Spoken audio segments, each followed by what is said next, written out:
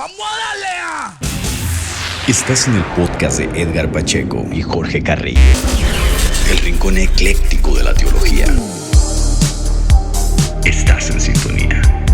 Bienvenido a Jesús no dijo eso.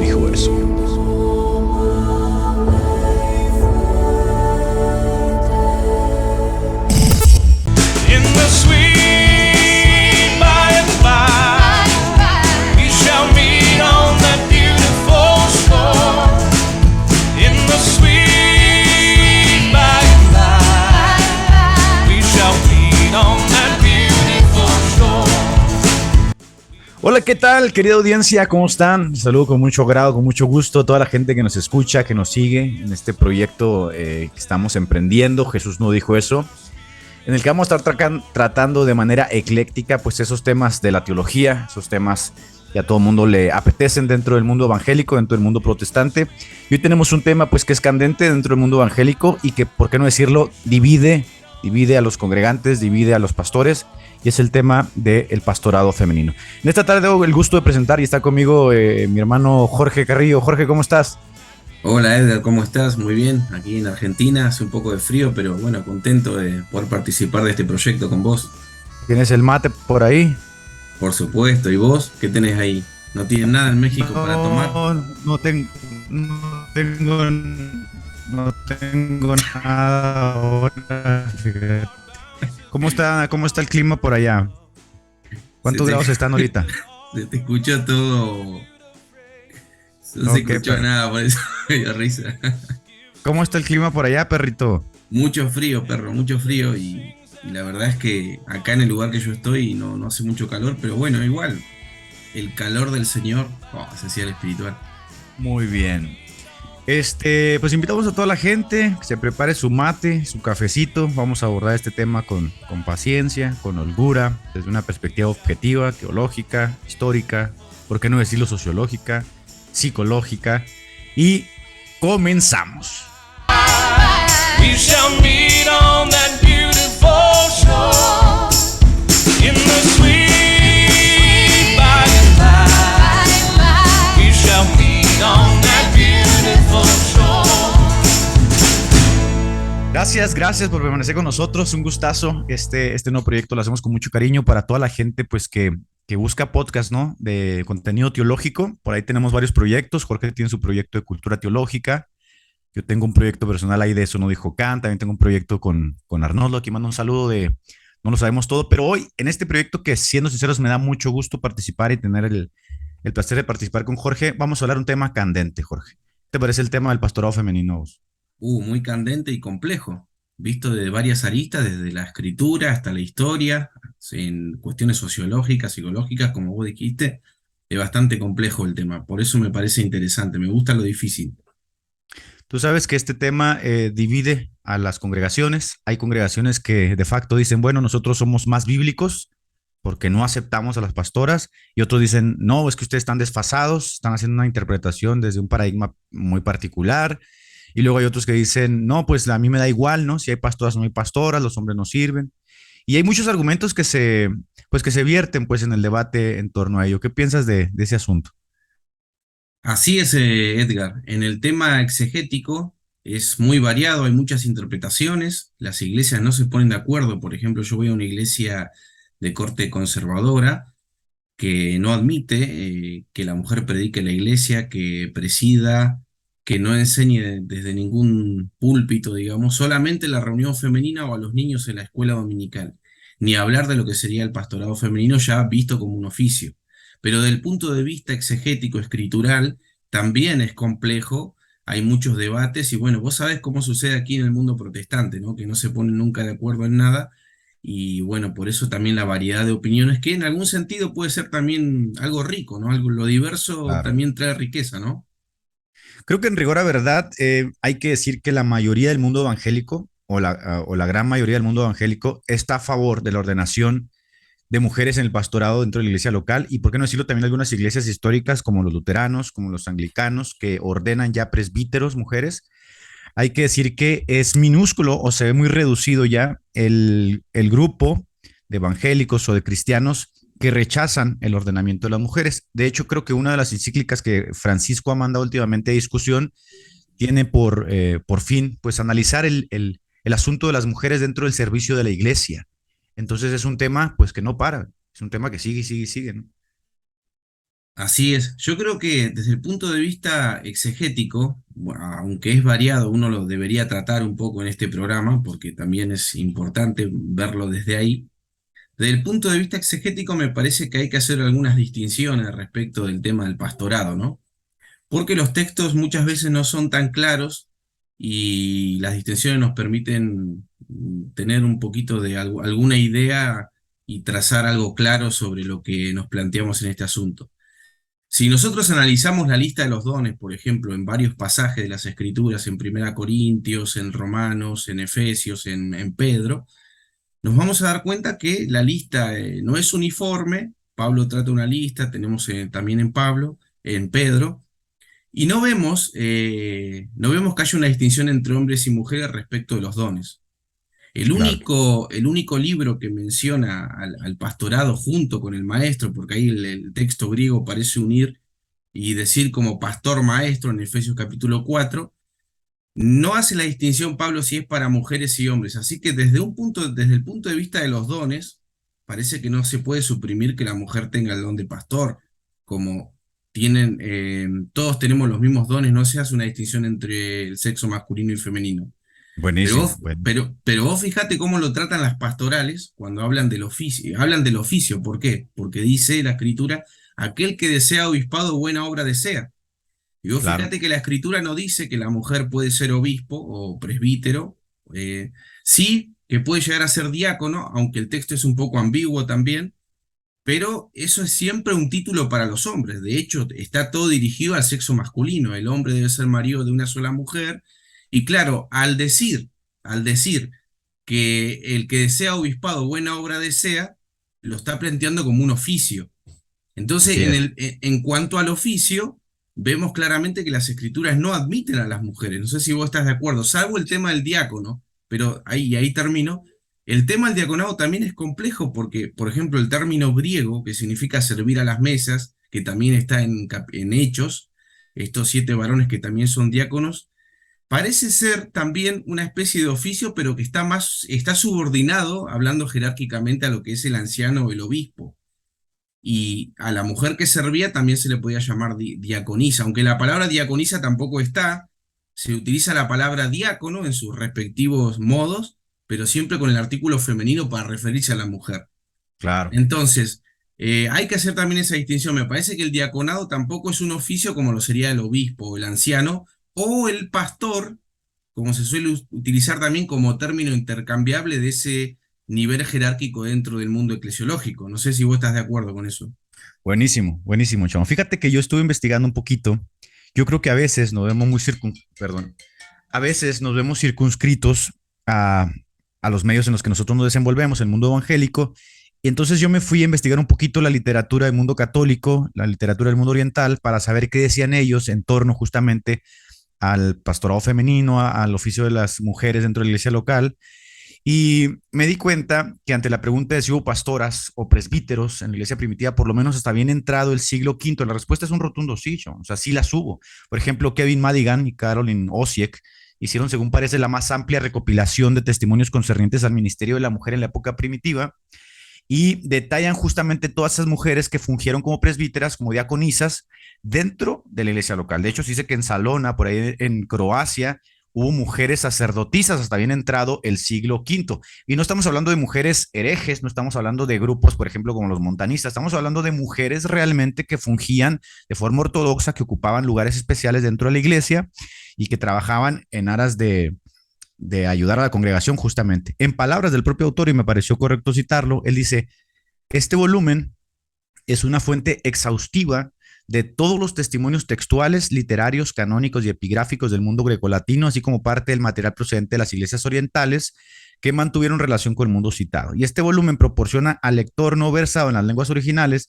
todos los testimonios de las mujeres con títulos y funciones reconocidas como oficios eclesiales. Algunos testimonios incluso provienen de publicaciones muy antiguas y crípticas de difícil acceso, incluso para los expertos. Creo que la última vez que hice una recopilación de esta envergadura fue en los años 40, y no abarcaba todo lo que abarca el volumen de Madigan. Entonces, creo que, lo vuelvo a repetir, creo que el estar circunscritos a nuestro mundo evangélico y a leer la literatura del mundo evangélico, pues nos deja muy desprovistos de hacer un juicio objetivo en torno al tema. En cuanto a lo que tú dices, por ejemplo, Madigan afirma que hubo mucho golpeteo a la hora de utilizar la palabra diaconisa, porque como tú bien mencionas, estaba circunscrito a los hombres. Entonces se fue abriendo poco a poco el campo, primero a las diaconisas y posteriormente a las mujeres ordenadas como presbíteras. También la palabra presbítera pues no era de mucho uso en la iglesia, y posteriormente las mujeres sacerdotes. ¿Qué podrías opinar de eso? Sí, estuve un poquito también indagando en esa fuente que vos también me la proporcionaste. La tenía por ahí escondida en la compu, y porque en una ocasión quise hacer un estudio sobre la mujer porque también me hacía ruido todos estos temas. Y bueno, también estuve leyendo ese libro y la verdad que me parece muy interesante. Y bueno, el libro también comienza mostrando los mitos que hay sobre la mujer, y es algunos de los que vos mencionaste, y también otros, como por ejemplo que las mujeres que accedían a cargos eclesiásticos se decía que eran célibes o vírgenes, y esto tampoco es cierto. Eh, y también noté algo, no sé si vos te diste cuenta, respecto de las fuentes que él plantea, que, bueno, como vos dijiste, se encuentran en los epitafios de las tumbas, son epigráficas las Así fuentes, porque es. obviamente no van a, la historia siempre los poderosos ocultan, ¿no? Los ortodoxos han ocultado las cosas, no van a aparecer estos datos en la historia de la iglesia oficial, eso quería decir. Y bueno, entonces en ese sentido se encuentran un poco escondidas. Pero vos fíjate que la ordenación de presbíteras y que la mujer tenga un cargo eclesiástico estaba también vinculada al mundo de lo que después se consideran herejes. No sé si Sí, te así diste es. cuenta de eso. Sí, sí, totalmente. Y que, por ejemplo, el mundo ortodoxo, como en el caso de Tertuliano, que también él lo cita, bueno, Tertuliano habla mal, y algunos, por ejemplo, los cánones o los concilios decían que, bueno, que a los que admitían mujeres dentro del mundo eclesiástico con un cargo jerárquico debían ser excomulgados. Y también Tertuliano habla muy mal de aquellos que admitían a la mujer. Ahora vos fíjate que la literatura gnóstica, por ejemplo, en la literatura no ortodoxa, no tenían ese problema, ¿viste? Eso es llamativo, ¿no? Parece ser que desde el siglo V en adelante sí hay como un rechazo ya más abierto, más explícito a través de los sínodos, a través pues de las reuniones que ellos tenían, ¿no? ¿Cómo se llaman? De los concilios. Y hay un rechazo explícito hacia el título presbítera, hacia al ordenamiento de las mujeres, de los sacerdotes, pero antes de eso, se me hace que era un poco más relajado, y es por eso que vas a encontrar justamente estas ordenaciones. También vi, por ejemplo, que se le culpaba a Prisciliano de que él había metido a las mujeres y de ahí se había diseminado justamente, pues no sé, como una moda de aceptarlas. Algo que sí noté es que muchos de ellos se cuestionaban y se preguntaban qué hacer con esos textos que tú acabas de mencionar, que obviamente todo gira en torno a los textos de Pablo, que son muy explícitos. Por ejemplo, hay textos donde dice que la mujer debe permanecer en silencio, que no permite a la mujer que enseñe, que se calle, que la mujer debe aprender en su casa, ¿no? Y ellos tomaban estos textos, o sea, no los dejaban al aire, los tomaban, pero los interpretaban en el contexto en el que ellos se encontraban. Es decir, como que aludían a la experiencia de la iglesia, al avance de la iglesia, al contexto del avance de la iglesia para poder interpretar los textos. Y por ejemplo, se preguntaban quién podía ser ordenada como presbítero, cuáles serían las características que eran aceptadas para que una mujer pudiera ser ordenada, cuáles serían los motivos o las circunstancias para permitir que una mujer estuviera sirviendo dentro del altar, y todo este tipo de cosas. Una vez que eran solucionadas, se aceptaba la mujer. No era como que hay 3 mujeres que terminaron el instituto bíblico, ¿no? Como en nuestro caso. Pues órale, ya pueden ser pastoras. No, no, era una cuestión, de verdad, era una cuestión muy, muy especial. Era una cuestión que era muy, ¿cómo llamarlo? Meticulosa. Y no, tampoco es que vas a encontrar miles de casos, ¿no? De mujeres que eran presbíteras. O sea, son contados los casos, son muy contados, y como tú acabas de mencionar, pues hay que buscarlos casi con una lupa, como lo que hace Madigan, ¿no? Con fuentes epigráficas, en tumbas, etcétera, porque la historia pues es apabullantemente fuerte por lado de los hombres que básicamente borraron todos esos atisbos y hoy pues no se sabe. Por ejemplo, mucha gente no sabe que hubo presbíteras en la época primitiva. Claro, en ese sentido este estudio es fascinante, como vos decís, y hay algunas cuestiones también a tener en cuenta que, por ejemplo, en el pastorado que se postula hoy, este pastorado mamarrachesco, farandulesco, de mujeres que dicen cualquier cosa, o que quieren, digamos, dominar a los hombres, como que están influenciadas por la ideología feminista, que bueno, me imagino que en algún momento quizá tratemos el tema, pero vos fíjate que las mujeres que también eran ordenadas, las cosas que podían hacer era, por ejemplo, bautizar a mujeres y también lo que hacían era tratar con las mujeres cuando, por ejemplo, un sacerdote no podía verle el cuerpo a una mujer por algún problema que tenía, lo tenía que hacer una mujer. O sea que al fin y al cabo parece que si bien podían ser ordenadas o ocupar lugares de liderazgo, siempre estaban supervisadas por los hombres. Claro. Y, Y hay que y decirlo que ellas, por ejemplo, perdón, sí, bautizaban a sí. mujeres porque hasta el siglo cuarto, si no estoy mal, siglo tercero, siglo cuarto, se acostumbró bautizar a las personas desnudas. Sí, Ah, se bautizaba a las personas desnudas, se les ungía todo el cuerpo y pues no era lícito que los hombres vieran a las claro. mujeres y que las mujeres vieran a los hombres, entonces se requería del trabajo de una mujer, pero al ser la ordenación de un sacramento, pues se requería una mujer ordenada como tal, ¿no? Pero también hay que decir, por ejemplo, que el término presbítera como tal o el término diaconisa se utilizó mucho tiempo como un signo de deferencia, como un signo de respeto a la esposa del presbítero, a la esposa del diácono, a la esposa del obispo. Es decir, podías llamar a la esposa del presbítero presbítera, podías llamar a la esposa del diácono diaconisa, podías llamar a la esposa del obispo obispa, sin que por ello las facultara, ¿no?, de algún poder en específico. Creo que esa costumbre, no creo que estás de acuerdo conmigo, se mantiene hasta nuestros días, con la diferencia de que en la mayoría de las iglesias evangélicas de hoy la esposa del pastor sí ejerce su influencia sobre los negocios de la iglesia local por ser la esposa del pastor y por ende ser la pastora de facto, ¿no? O sea, como es la esposa del pastor, ella es la pastora. Y creo que la iglesia acepta de buena gana muchas veces que ella sea la pastora y que tenga influencia, preponderancia sobre los negocios de la iglesia, cuando en tiempo pasado pues no fue así. Podías llamar a presbítera a la esposa del presbítero, pero esto no la facultaba de ningún poder, simplemente pues era una señal de respeto, deferencia al propio presbítero, al propio obispo, al propio diácono, ¿no? Claro, y eso dicen aquí las fuentes que cuando el diácono, el presbítero moría, no ponían el nombre de la esposa. O sea Así es. que en realidad era una cuestión de respeto, como vos decís.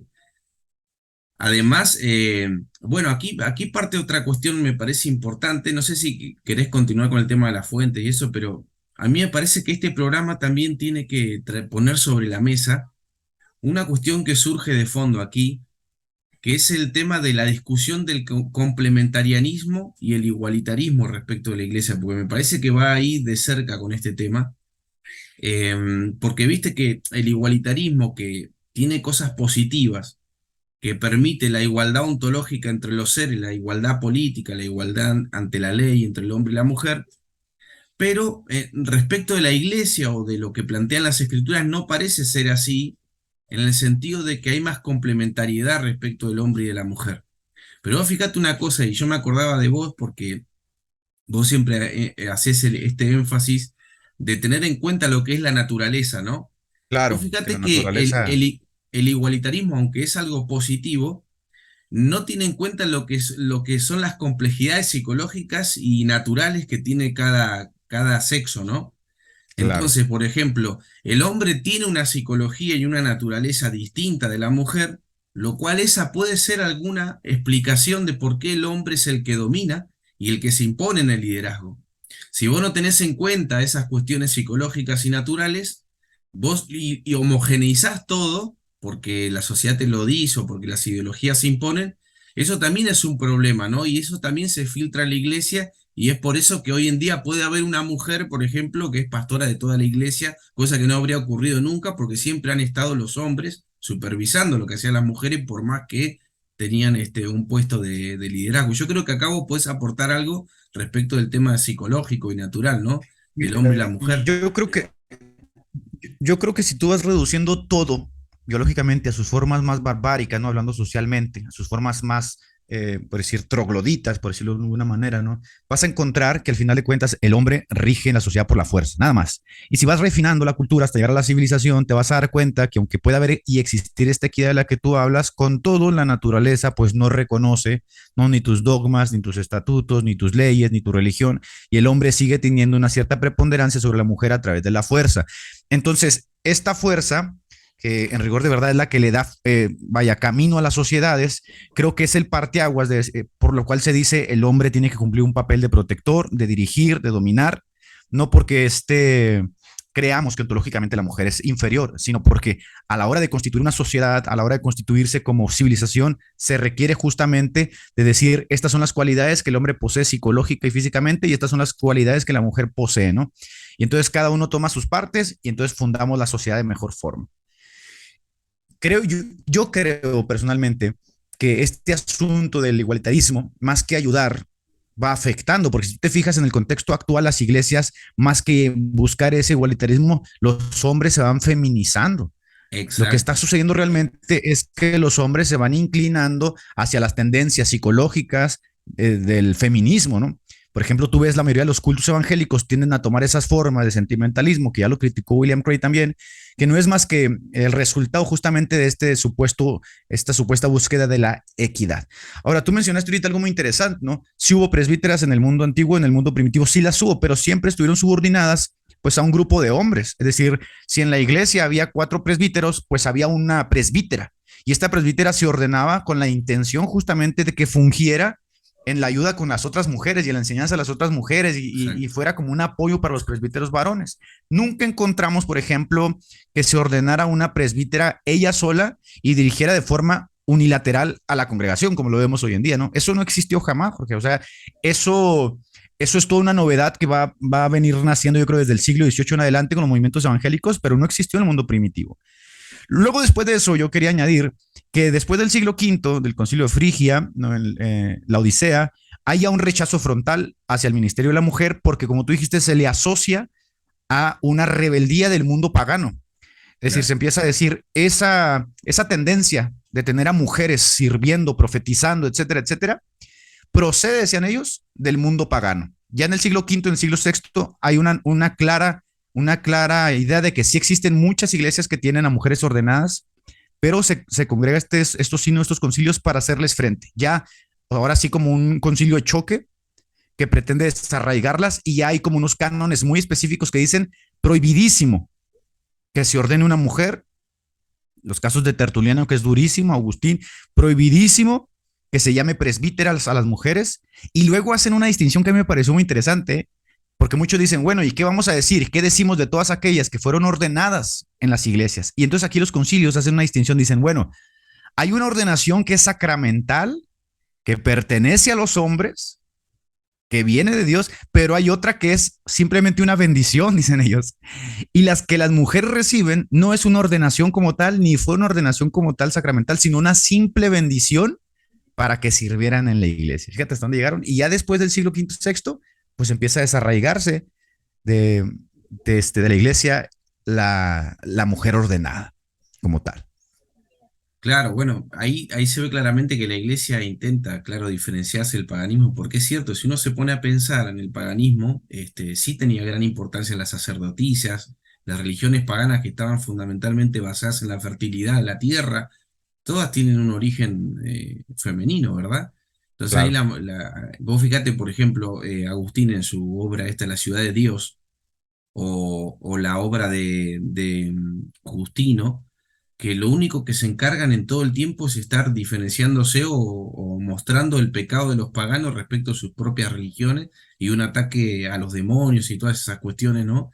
Entonces, evidentemente, ese es el propósito. En ese sentido, el cristianismo sería un poco contracultural respecto del paganismo, ¿no? Que le daba importancia a las mujeres. Sí, distinguiéndose, constantemente distinguiéndose, haciendo apología, ¿no? Moral, distinguiendo las virtudes morales del cristianismo por encima del paganismo, ¿no? Las prácticas del paganismo. Inclusive, si mal no recuerdo, en los mismos libros, en los mismos libros, por ejemplo, apócrifos, por ejemplo, el libro de Tomás, inclusive ahí, aunque eran más abiertos a las mujeres, siempre el varón era primero, ¿no? Porque te acordás cómo termina ese libro, si bien María Magdalena era el prototipo de mujer gnóstica, de todas maneras tenía que convertirse en varón para poder realmente ser parte del círculo íntimo, ¿no? Claro. Entonces, como que Fíjate, al fin y al cabo, siempre, o sea, la mujer sí se le permite, pero está subordinada siempre al hombre. Esa es la clave de esta cuestión. al final de cuentas, si tú quisieras encontrar un símil, ¿no? Entre el mundo antiguo para establecer que se puede ser pastora o presbítero en el día de hoy, no lo vas a poder hacer. Primeramente, porque como vemos en el mundo antiguo, la mujer, aunque podía ser ordenada o fue ordenada en algunos casos, siempre estuvo bajo la tutela de otros varones. Nunca existió este modelo unipastoral en el que ella gobernara la iglesia local sola por sus pistolas, ¿no?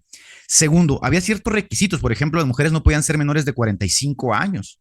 Una vez que ellas eran ordenadas, siempre tenían que cumplir con ciertas, es decir, no podían hacer lo que ellas querían, pues. Una vez que se suprimió el bautismo de adultos, ya sabes que en la iglesia católica luego se empezó a bautizar a los niños y después de que ya se empezó a bautizar a los niños, pues el bautismo de adultos era raro, ya no se necesitaba realmente el trabajo de las mujeres ni la ordenación de las mujeres, porque la iglesia había logrado realmente encontrar una salida a ese asunto. Entonces, al final de cuentas, el papel de la mujer en la iglesia primitiva estaba subordinado al papel de los varones y en segundo era una necesidad. Y era una necesidad que no era necesaria, o sea, no era premiante, no fue premiante todo el tiempo. En nuestro caso, en el día de hoy, vas a encontrar que hay mujeres ordenadas, pues que muchas de ellas tienen 20 años, quizá ya son pastoras, ¿no? Presbíteras. En segundo, vas a encontrar que a pesar de que están casadas, ellas son las que gobiernan la iglesia, lo cual te dice pues que gobiernan quizá también su casa, porque si no sería una ironía, ¿no? Y en tercero vas a encontrar que no hay un límite ni restricciones para la ordenación de una presbítera. Pues en la iglesia metodista pues tienes presbíteras de 20, 25 años, siempre y cuando cumplan con estudios. Acá es el estudio. Si tú estudias en el mundo evangélico un instituto, haces alguna licenciatura en teología y pues tienes alguna palanca, puedes terminar como presbítero, ¿no? Entonces no hay como una relación de decir, es que estamos siguiendo el modelo de la iglesia primitiva y estamos interpretando los textos a través de los ojos de la iglesia primitiva, porque no existe tal cosa, ¿no? No existe tal cosa, esa es la realidad.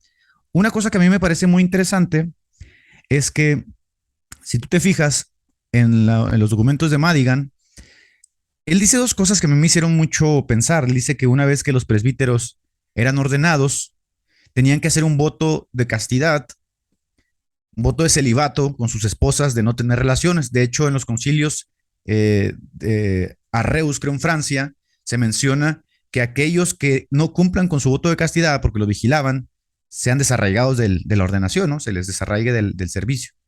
Pero a las mujeres que eran ordenadas se les pide a las mujeres que sean ordenadas, aparte de que ya tengan más de 45 años, no vas a encontrar mujeres ordenadas menos de 45 años, vas a encontrar 50, 60, 70 años, ¿no? El mínimo era 45. Es que eso Hayan está basado en cumplido, la escritura igual, ¿no? Por el tema de las claro, viudas.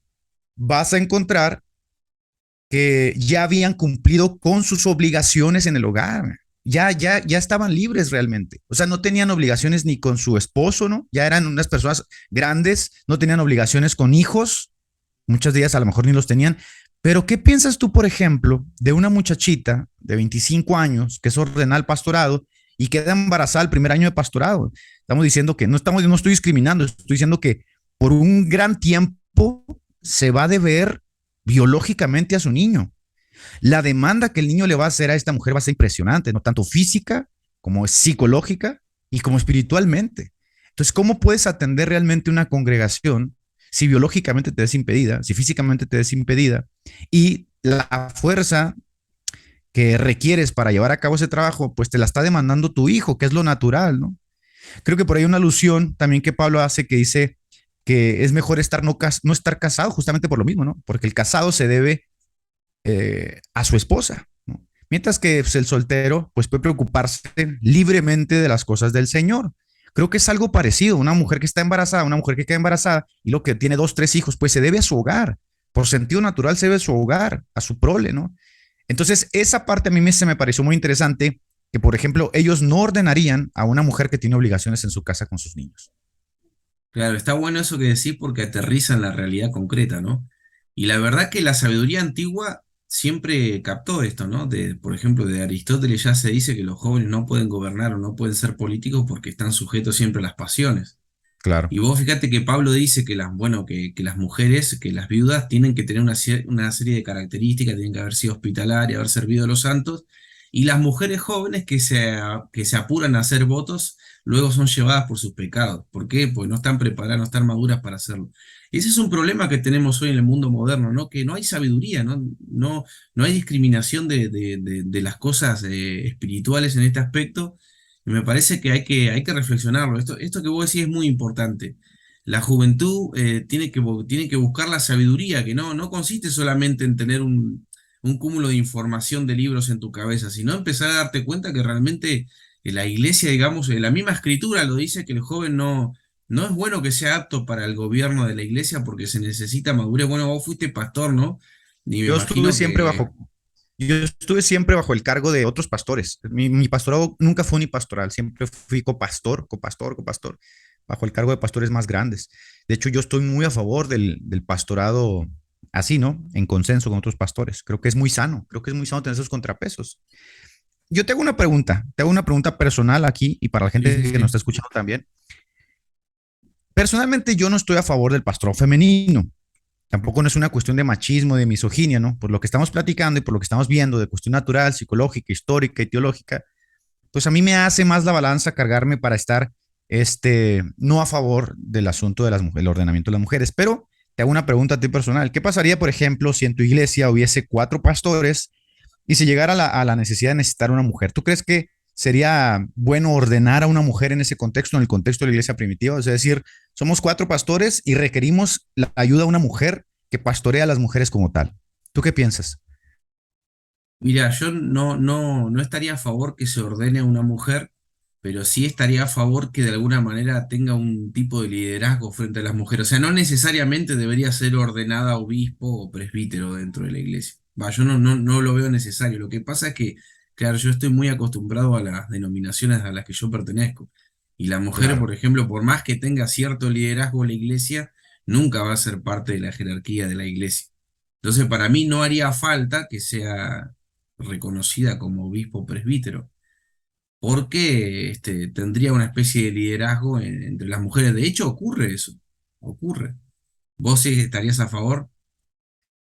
Fíjate que si hubiera un tipo de reforma dentro de la iglesia evangélica en el mundo actual, creo que sería una buena manera de empezar como a controlar el ministerio que existe entre las mujeres. Ahora, yo creo que hay mujeres con una devoción muy real, una devoción muy sincera, Claro, con sí. una fe muy sincera que yo no sería capaz de juzgar ni me atrevería a juzgar, porque probablemente muchas mujeres, y creo que es un argumento que ellas utilizan de tiempo en tiempo, decir, bueno, es que muchos hombres son muy pasivos, no trabajan, ¿no? Y ellas son misioneras y se avientan y pastoran. En ese caso yo no juzgaría su devoción, tampoco juzgaría su fe, ¿no? Toda esta militancia que hacen a favor del evangelio. Yo me quedaría como en reserva. Yo diría que si se tuviera que hacer una reforma, ¿no? En el mundo evangélico, esa sería una buena manera de empezar a poner como los cimientos de una reforma, ¿no? Decir, bueno, sí va a estar permitido el pastorado a mujeres, pero vamos a empezar a poner orden de esta forma, ¿no? Vamos a poner sus 4 pastores, 3 pastores, siempre bajo el gobierno de otro pastor. De otra forma, no estaría de acuerdo. Pero eso sería como un caso extremo, ¿no? Eso sería como un caso extremo. En este caso, si no se diera, yo no estaría a favor del pastorado femenino. Fíjate que una cosa que leí bien interesante en las fuentes de Madigan es que dice que otra de las razones por las cuales se empezó a prohibir la ordenación de las mujeres o que se sentaran o ocuparan lugares especiales en el altar era por el asunto de la menstruación. Y es que hay que entender que antes no existían las toallas femeninas, ¿no? No existía esta higiene en las mujeres como existe en la actualidad. Entonces muchas mujeres, sin darse cuenta, terminaban menstruando en el altar. Entonces imagínate el choque y el impacto para esa gente tan quisquillosa, ¿no? Yo sé que estamos muy depurados ya de ese tipo de visión, pero para estos sacerdotes, para estos presbíteros, ver a una mujer menstruando en el altar y teniendo todos estos pasajes de la Biblia del Antiguo Testamento donde aquello hace alusión a la impureza, hombre, mano, pues fue un choque impresionante. Entonces yo leí ahí que muchas mujeres, por causa de la menstruación, también fue como un argumento de decir, no, es que estas mujeres no pueden estar en el altar. Son mujeres, la naturaleza nos dice que no está bien y estamos desobedeciendo lo que la misma naturaleza nos dice y lo que mismo Dios nos dice, ¿no? ¿Qué piensas de eso? Bueno, pero eso podemos pasarlo al mundo moderno y en realidad vos fíjate que las críticas que se le hacen a las mujeres pastoras hoy en día, ¿cuál es? La vestimenta. La vestimenta. La Ándale, vestimenta que ese es un símil, provocan. pues. exacto. Lo que pasa es que, claro, ¿no? En otros, de otra forma, ¿no? Igual me imagino, no sé qué opinás vos, que todas esas disposiciones de la virginidad y todas estas cuestiones de la pureza ritual, un poco se debe también a la influencia mística y esas cuestiones de la época antigua, ¿no? Puede ser, o sea, de alguna manera el cristianismo nunca va a poder quitarse de encima el peso del contexto de la cultura en el que se va desarrollando. Claro, Y tú hoy te fijas, las mujeres de hoy van a hacer una defensa a ultranza, decir, es que somos libres, tú no nos puedes dirigir y decir cómo nos vamos a vestir. Oye, pero es que en la religión en la que estás militando sí hay como ciertos códigos, exacto. hay como ciertos códigos importantes que nos distinguen de cierta manera del mundo en el que tú te desenvuelves y que hacen como la distinción, ¿no? De la cultura del mundo y nuestra forma de vivir no, en el reino de Dios, ¿no? Entonces sí sería un buen símil, qué bueno que lo mencionas, esto de la menstruación que ellos detectaron, porque no había toallas femeninas y algunas menstruaban en el altar, y esta situación de la vestimenta en el día de hoy, porque la vestimenta puede ser muy provocativa realmente en la mujer. Te quería decir algo respecto a lo que vos dijiste de si yo aceptaría que una mujer esté, digamos, con un grupo jerárquico dentro de la iglesia. Te aclararía que si en el caso de que lo aceptara, que no sea la esposa de ninguno de ellos. Eso sí. Pues que siempre es lo mismo, ¿no? Pero escúchame, vos sabés que algo que es más trivial, no tan serio como cuestiones que estamos planteando aquí, pero se ve, por ejemplo, en las iglesias más conservadoras que no admiten de ninguna manera a la mujer en el pastorado como oficio, ¿no? Siempre la gran influencia de la mujer en el pastor, ¿no? Claro, Y algunas terrible. mujeres dicen, ¿no? Al final la mujer no está, no está de oficio, no tiene el oficio, pero se ve la palabra de ella, se ve en el hombre, ¿no? Entonces, Y como, ya no es la simple deferencia de referirte a ella como pastora por respeto al pastor, ¿no? Sino que ya sientes el peso de saber que realmente la que lleva las cuerdas, la que lleva la rienda en la casa y en la iglesia es ella. Que al final de claro, cuentas, una palabra, tú sabes que domina al hombre, lo doblega. Y tú ves, ¿no? Muchas veces me ha tocado casos, pastores, que lo dicen de forma jocosa, de forma así, pues trivial, como tú mencionas, no, pues la que manda es ella. Pues en realidad sí, la que manda es ella exacto. y ella y es la que toma la decisión final en la casa, ¿no? Entonces, este control que ellas llegan a tener y llegan a ejercer, pues se ve también expandido en última instancia a los congregantes de la iglesia, ¿no? Los congregantes de la congregación.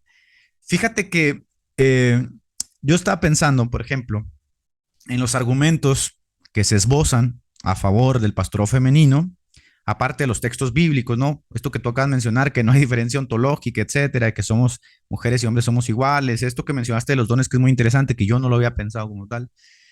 Pero me he dado cuenta que muchos de los argumentos que existen son emocionales, sentimentales. Por ejemplo, pues, ¿qué puede hacer un hombre que no puede hacer una mujer? Un hombre puede predicar, la mujer también puede predicar. Un hombre puede ser misionero, la mujer puede ser misionera. Entonces, en última instancia, intentan como pasarle la bola al hombre y decir, en realidad, la única razón por la cual tú estás en contra del pastorado femenino no es otra más que porque eres misógino, hay una suerte de machismo oculto en ti, en pleno Patriarcalismo.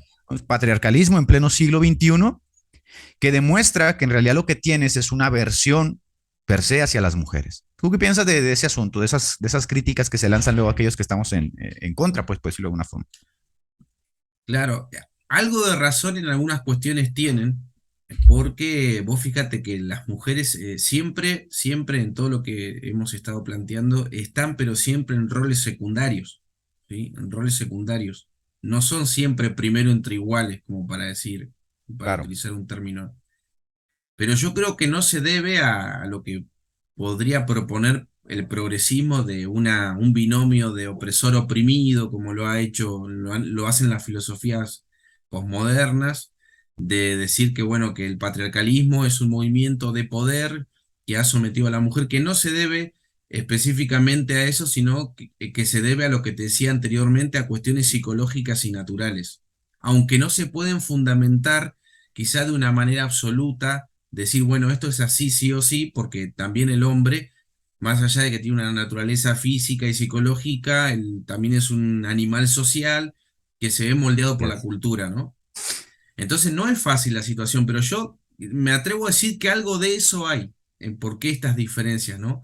Y que la Biblia en algún sentido lo soluciona con el complementarianismo que te decía anteriormente, ¿no? Lo soluciona, pero no sé si lo soluciona para una mujer que está empoderada hoy en día, ¿no? Que realmente ve esto como una dialéctica de poder. Ese es el problema para mí. Digamos que las mujeres ahora sí tienen un discurso que las ayuda, que les permite empoderarse, y el hombre que es como que está en una situación de desventaja porque no sabe cómo salir de ese atolladero de decir, Sí bueno, es. sí, es verdad que ustedes siempre han ocupado los roles secundarios, si lo quieren ver así, y es como que no sabemos cómo sobreponernos a esa situación porque desde el punto de vista meramente psicológico o filosófico no alcanza para fundamentarlo. Eso es la sensación que yo tengo. Sí, como que nos sentimos apoyados de ver que por primera vez ellas tienen como todo un soporte detrás que va empujando y que nos va llevando como a ese punto de inflexión a nosotros, ¿no? Decir, bueno, y ahora que ya te demostramos que eres un troglodita, que te demostramos que eres un misógino y un machista, Exacto. ¿qué vas a hacer, no? ¿Vas a seguir con esa careta contra nosotras? Y muchos hombres ceden, ¿no? Muchos hombres ceden. Fíjate que yo estuve investigando el por qué la iglesia metodista en específico, pues en la que yo pertenezco, Juan Wesley había ordenado mujeres. Me pareció un caso muy interesante, dado que Juan Wesley, como tú sabes, pues viene del trasfondo anglicano, en el que pues en el siglo XVIII no había ordenamiento de mujeres. De hecho, hasta el siglo XVIII creo que es toda una novedad, vuelve a empezar el ordenamiento de mujeres en el mundo evangélico. Y me encontré con que el argumento de Wesley no era bíblico, como decirlo de alguna forma, ¿no? El obispo de Londres se había negado a ordenar pastores en América. Las razones que él daba es que no estaban preparados, no sabían griego, no tenían preparación académica, muchos de ellos eran pues simplemente predicadores itinerantes y él se negó a ordenarlos. Entonces Wesley se vio en la necesidad de romper con la iglesia anglicana, darle forma oficial al movimiento metodista y ordenar él mismo pastores. Hasta ahí quizá puede haber como una justificación, ¿no? Que tampoco mucha gente puede decir, no, no es justificable, ¿no? Él nunca debió haber ordenado. Pero luego viene la pregunta, ¿pero por qué ordenó mujeres? Si tú consideras que Wesley viene siendo como el padre del evangelicalismo y que muchas denominaciones pues vienen siendo como hijas de ese movimiento, uno se pregunta por qué Wesley ordenó mujeres. Y yo noté que había varias mujeres muy prominentes en el sentido místico. Y es que volvemos al punto, ¿no? Había profetisas, había mujeres con dones muy fuertes, muy característicos, como fue Falmer, que estaban trayendo mucho auge en el movimiento metodista. Y Wesley se dio cuenta de que si no ordenaba a estas mujeres, pues muchas de ellas iban a crear grupos alternos, como yo creo con el montanismo, ¿no? Que tenía mujeres ordenadas que profetizaban, etcétera. Exacto. Y lo que él hizo es que ordenó mujeres atribuyéndose esta idea de que la iglesia, a causa de la experiencia que se va añadiendo a través de los tiempos, requiere que se vaya actualizando. Entonces él dijo, el movimiento está creciendo, no tenemos los suficientes hombres, ¿qué hacemos? Vamos a ordenar mujeres. Me pareció muy interesante porque he escuchado muchas veces que uno de los argumentos que dicen las mujeres es que ellas tienen que salir al quite, al trabajo evangelístico, pastoral, porque los hombres dicen, porque los hombres son los culpables. Entonces, en última instancia, nosotros, dicen ellas, somos los culpables del ordenamiento que ellas tienen. Claro. ¿Qué piensas de eso? Bueno, sí, eso también lo he visto, por ejemplo, en la denominación donde yo estoy, por ejemplo, se abren testimonios en lugares sobre la denominación y resulta que tiene que estar una mujer liderando porque se queja que el hombre, digamos, no se pone los pantalones para liderar. Así que Exacto. al fin y al cabo siempre el hombre está involucrado. Edgar, quería El hombre decirte una... es el culpable de alguna otra forma, ¿eh? Claro, El sí, hombre sí. termina siendo el culpable. De si es ordenada, es el culpable, y si no es ordenada, es el culpable. ¿Sí lo ves? Exacto. Que quería decirte algo que respecto de la vestimenta que se me ocurría, y es lo siguiente. Vos fíjate que hoy este aspecto natural que es dejado de lado en pos de lo cultural, vos fíjate una cosa, que los que criticamos o, o lo que vemos mal que una mujer con un prominente trasero, por así decirlo, tenga una pollera apretada y esté hablando como pastora en una iglesia, Sí, y uno la critique. ¿Por qué la critica el hombre? La critica porque provoca, ¿verdad? sí, claro. Porque, ¿y eso qué factor? ¿Eso es un factor cultural o natural? Eso es natural. Es natural, pero la mujer no admite que esa es una debilidad física, ¿verdad? Claro. Entonces, como que vos No, fíjate que ahí el deseo natural, o lo natural, por así decirlo, tiene que estar subordinado a la cultura y las mujeres no entienden eso. Es por eso que no le importa el tema de la vestimenta. Te das cuenta que hay fíjate una que en alguna ocasión, subordinación, ¿no?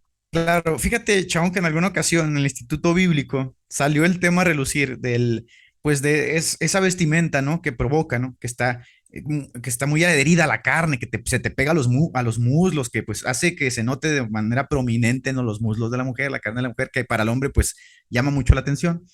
Y entonces surgió la pregunta ahí en la clase de teología sistemática y el pastor respondió y dijo, pues, estaba a favor del pastorado femenino, obviamente dijo, ¿y qué pasa con los hombres? Dijo, que despiertan también las pasiones de las mujeres y que se suben al altar y que son pues con sus bíceps bien marcados, dijo, se les ven los pectorales marcados en la playera, también tienen su retaguardia bien prominente. ¿Qué podemos decir al respecto? Dijo él. Entonces estamos en la misma situación. Los hombres, dijo, también deberían de cuidarse y no vestirse de esa forma. Yo creo que de alguna forma, fíjate, tiene razón, ¿eh? De alguna forma tiene razón, porque obviamente las mujeres también se sienten atraídas por otros hombres. Y creo que ese asunto se resolvió ya por ahí del siglo 7 u 8 con el asunto de la sotana, que era una identificación con el pueblo de manera humilde, ¿no? Te ponías la sotana y se acababa el asunto. Ahora, nosotros hemos adoptado en el mundo evangélico el caso del traje. No sé si en tu iglesia también usan el traje, ¿no? Sí. Su corbata, No saco, todos, pero sí se usa así. pero en las iglesias más modernas ya no es tan común el traje, sobre todo en las iglesias, pues ya de corte progresista, pues ya el pastor se siente con la libertad de salir en shorts o en, ¿cómo le llaman ustedes a La estas, chomba o remera. la remera? Entonces, si el tipo pues va al gimnasio, se le notan los bíceps y se va con una remera a predicar, pues yo creo que es un buen argumento también, ¿no? Pero en el caso de la mujer, como no hay una línea de vestimenta, con el caso de los hombres de ponerse un traje, sino que ella se puede poner una falda, un vestido ajustado, una playera pues que esté escotada, creo que es mucho más complicado, ¿no? Creo que es mucho más difícil, porque hay mujeres pues que tienen, pues han sido, ¿qué se puede decir? Han sido privilegiadas por Dios, ¿no? Con esos cuerpos. Esas Entonces, curvas. ¿qué se puede hacer ahí? Sí, ¿qué se puede hacer ahí? Ponerles una sotana cuando se suba, ¿no? Ponerles, se utilizaba antes la falda, pero incluso algunas faldas de esas pentecostales, pues se ven esas curvas, ¿no? Pero ahí también ves que es culpable el hombre, porque lo que las mujeres también te dicen, bueno, hermano, pero trata de no mirar. Si vos mirás es porque te sentís atraído por la tentación. Oye, Entonces, fíjate que, ves, bro, que en realidad terminan ganando ellas, ¿viste? oye, en alguna ocasión estuve en una iglesia y no sé si te ha tocado, pues esas iglesias donde se danza, ¿no? La famosa danza. Pero estas mujeres que estaban en la danza traían mayones, licras, esas que son como medias así pegaditas. Sí. Y el pastor que había sido invitado a predicar, que yo lo llevé, se salió en medio de la danza. Y cuando fui con él a preguntarle qué pasaba, si necesitaba algo, dijo, no, hermano, es que de verdad me siento incómodo. Dijo, es que es muy sugerente estas mujeres en mallas, dando piruetas, dijo, por todo el altar, ¿no? Abriéndose de piernas, dijo, una pierna por aquí, otra por allá, ¿no? Y todo. Entonces dijo, es que es imposible. No puedes culpar a un hombre que no vea porque, o sea, como yo te vuelvo a repetir, lo dijimos ahorita, al final de cuentas la naturaleza no reconoce al individuo, sus dogmas, sus principios, ¿no? La naturaleza es así, es vil, busca la perpetuación y si ve una mujer en esa postura sugerente, pues obviamente lo vas a incitar, va a haber esa incitación al pecado, ¿no? Me vino a la memoria, a la mente porque Sí, dices, el hombre siempre es culpable, pues sí, ¿para qué nos ves? No van a decir ellas. claro, y no, y también nunca falta el perverso, ¿no? Porque me acuerdo que había un caso de un hombre que le molestaban los tacos aguja, ¿no? Pero ¿qué problema tiene el taco aguja? El problema era que él es un perverso, qué sé yo. Te Le gustaba, ¿no? molestaba, le gustaban, lo provocaban de alguna manera. Pero sí Muy es bien. cierto, no hay que minimizar también que la mujer se ve efectivamente atraída por el físico de los hombres, ¿no? Pero yo creo que es mayor el tema del hombre. El hombre se ve más atraído Sí, por, biológicamente es mayor. biológicamente hablando es mayor y entonces en ese sentido a veces es justificada la crítica del hombre en ese aspecto. Pero Entonces, bueno, para ir cerrando, Shaun, ¿estarías de acuerdo, por ejemplo, en lo que se estipuló en el Concilio Sexto, en el Concilio del siglo sexto, perdón, de que cheirotonia era el término general para una bendición, una designación, y que cheirotoesia tenía un significado más específico para la ordenación sacramental? Esto quiere decir que es posible que las mujeres sirvan dentro de la iglesia, pero no deben ser impuestas las manos en forma de ordenación ordenación como un orden sacramental, pues sabemos que para los católicos es un sacramento la ordenación del sacerdocio, y que solamente se les dé una suerte de bendición, ¿no? Se les dé una suerte de bendición, ¿saben qué? Esta es la hermana tal que va a estar designada en el servicio de tal, la vamos a bendecir, vamos a orar por ella para que funja como tal en la acción que le corresponde. ¿Estarías de acuerdo en eso? Estoy de acuerdo, de hecho, en el escrito de Juan Pablo II sobre el tema del sacerdocio, justamente habla sobre ese tema, lo fundamenta y reconoce, bueno, las virtudes de la mujer, ¿no? De las vírgenes y todo eso, pero dice él, ¿no? Que se tienen que ver reivindicadas en María y que María no fue sacerdote, ¿verdad? Pero en Así ella es. se ven reivindicadas en cuanto a dignidad. El mundo evangélico, yo te iba a decir eso, me olvidé, que el mundo evangélico no tiene a María, ¿viste? Entonces, bueno, Exacto. eso también influye, eso también hay que verlo, ¿no? No Bueno, tiene el a mundo María. Entonces, evangélico ¿a qué tiene tiene de modelo? ¿Qué a tiene? Ana Maldonado, y Exactamente, a estas Yesenia. mujeres, empoderadas. Exactamente. Entonces es un tema que, bueno, que merece ser tratado y profundizado. Me pareció muy bueno este tema, Edgar. Creo que es importante recalcar que la postura que nosotros tengamos en cuanto al tema, Jorge, y yo personalmente, pues no tiene por qué de ninguna manera ser una justificación para que alguien abandone su iglesia, ¿no? Ni mucho menos. O sea, no es una Exacto. justificación para que uno entre en rebeldía y empiece a hacer desastres en las iglesias. Y también decir de eso que pues, es conveniente que este tipo de temas puedan ser abordados con libertad, manteniendo siempre el foro interno. Tengo un amigo que hace poquito, justamente por desarrollar él personalmente el gusto por la lectura, se dio cuenta de pues que no estaba a favor del pastorado femenino y resulta que terminaron expulsándolo de la congregación. ¿Por qué? Porque la mayoría de las iglesias evangélicas hoy aceptan el pastorado femenino de común acuerdo y eso no va a cambiar de la noche a la mañana y me atrevería a decir que eso no va a cambiar. Es más, me atrevería a decir incluso que eso va a acrecentarse todavía más y que el pastorado en hombres pues quizá vaya disminuyendo, ¿no? ¿Por qué? ¿Por qué lo digo? Pues porque incluso ya vemos iglesias históricas que se precian de ser conservadoras, que se precian de ser ortodoxas, de mantener un modelo de catolicidad, ¿no? De la alta iglesia, y que ya ordenan a mujeres como presbíteras y a mujeres como obispos. Entonces no hay mucho que hacer en eso. El podcast que hagamos, la opinión que tengamos, pues no va a cambiar mucho, ¿no? No va a cambiar mucho. Así que se puede simplemente reservar como una opinión personal o se puede tener como un, no sé, como un armatoste que pueda darle vida a un movimiento en un futuro. No sé qué pienses de eso al respecto. Sí, de hecho yo te digo, mira, yo voy a una iglesia donde la mujer se cubre y donde la mujer no enseña y está en silencio y obviamente no va a ser ordenada, ni siquiera ejerce un liderazgo donde hay un hombre.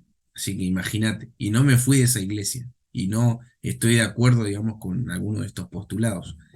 Así que en ese sentido estoy totalmente de acuerdo con lo que vos decís. Me parece que te congelaste.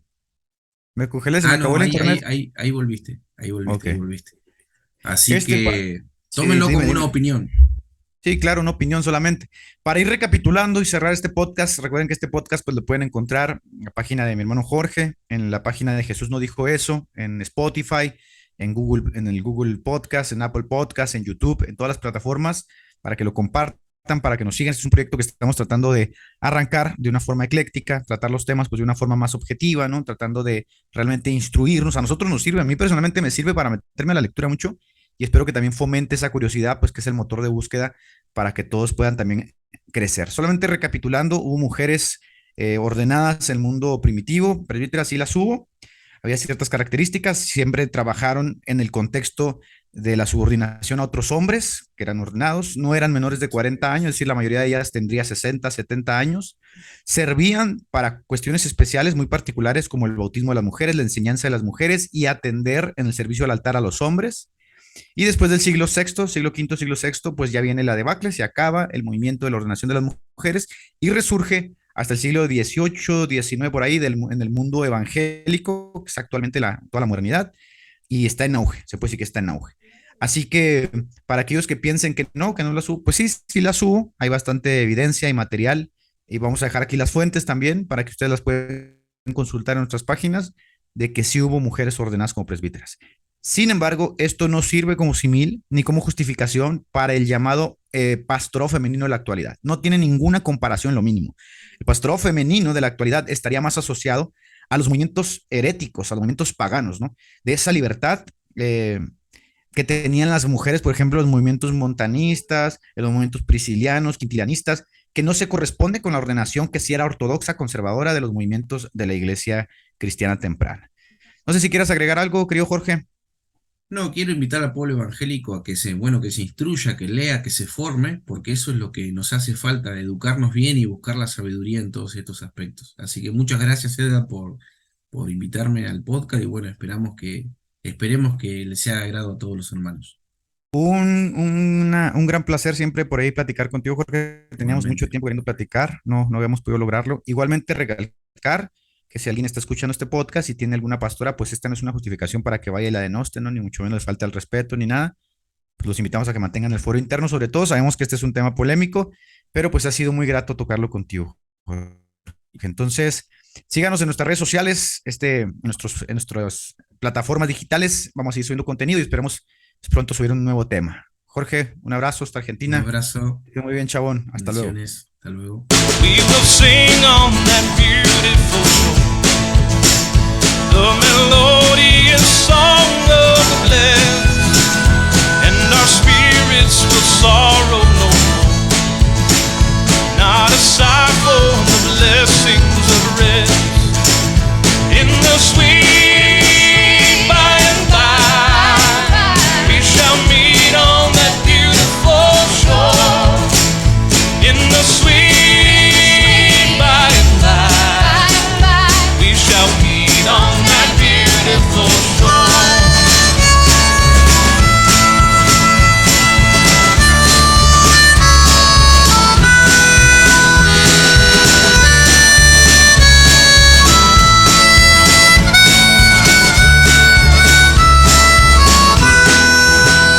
To our bountiful Father of love, we will offer our tribute of praise and the glorious gifts of His love and the blessings that hallow our days in the sweet by and by. We shall meet on that beautiful shore in the sweet by and by. We shall meet on that beautiful shore in the sweet by and by. We shall meet on that beautiful shore in the sweet by and by. We shall meet on that beautiful shore.